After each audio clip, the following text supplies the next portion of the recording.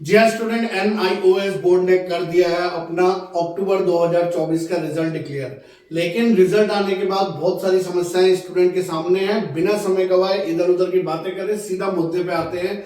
जिन students के result आए हुए हैं उन स्टूडेंट्स को यहाँ पर ये चीज समझ में आ रहा होगा कि अब बहुत सारे रिजल्ट्स में कईयों पे SYC आया है, कईयों पे SYCT, SYCP, IMPR या फिर 4 बार X या फिर एब्सेंट। अगर आप में से कोई भी स्टूडेंट ऐसा है जिनकी कोई भी रिजल्ट में इनमें से कोई चीज दिखा रहा है तो एक बार छोटे से इस वीडियो को देख लीजिए ताकि आपका सारा डाउट क्लियर हो सके और आप बिल्कुल परेशानी से बच सके। सबसे पहले तो मैं यहाँ पे आपको बताना चाहूंगा कि जो ये रिजल्ट में आता है ये सिर्फ उन्हीं स्टूडेंट्स का आता है जिन स्टूडेंट्स को ये माना जाता है कि उन्होंने अपने सब्जेक्ट को क्वालिफाई नहीं करा है अभी।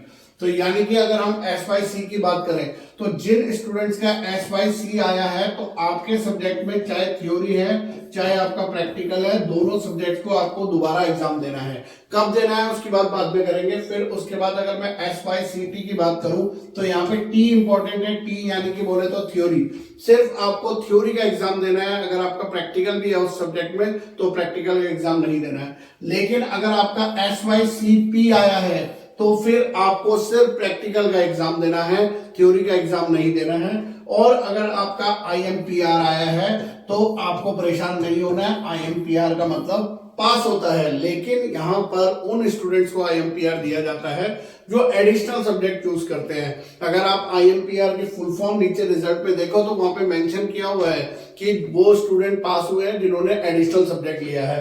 तो IMPR को फेल ना समझे, आप भी पास हो। साथ साथ में बहुत सारे स्टूडेंट हैं जिनके रिजल्ट में नीचे X आया है। अब X कब आएगा? जब आपने 5 सब्जेक्ट क्वालिफाई नहीं करे हैं। बहुत सारे स्टूडेंट बोलेंगे सर हमने तो 5 सब्जेक्ट भी क्वालिफाई कर दिया फिर भी हमारा जो है X आया है।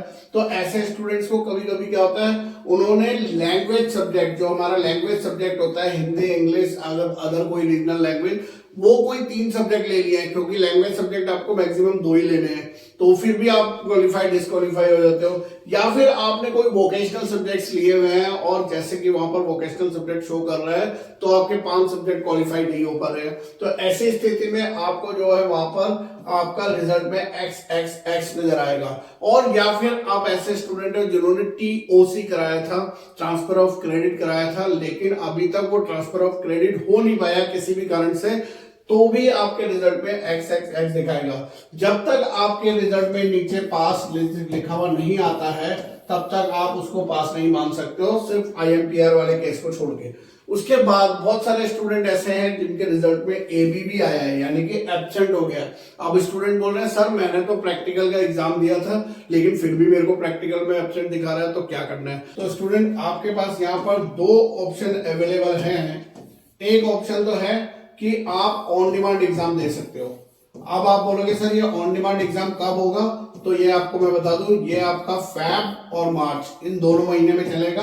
आपको ऑन डिमांड एग्जाम देने का फायदा ये रहता है कि आपको रिजल्ट बहुत जल्दी आ जाएगा, 45 डेज में ही रिजल्ट आ जाएगा।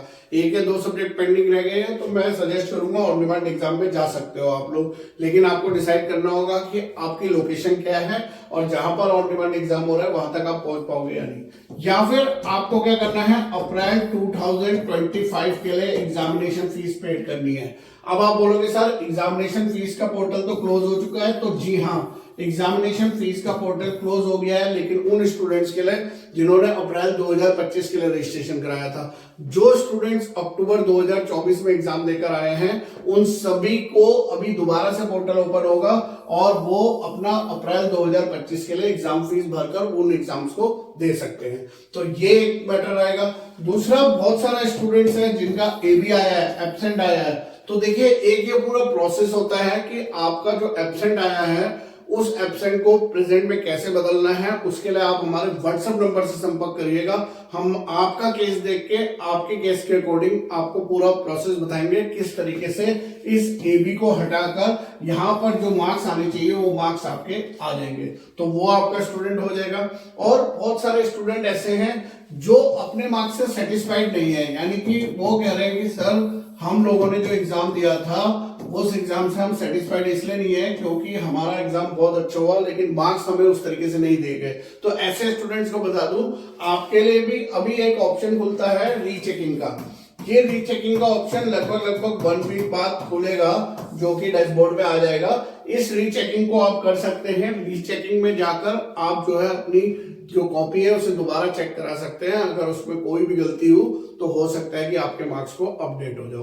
तो ये थी छोटी सी जानकारी उन सभी स्टूडेंट्स के लिए जिनका रिजल्ट आया है, जो लोग क्वालिफाई कर गए हैं, कॉन्ग्रेचुलेशन।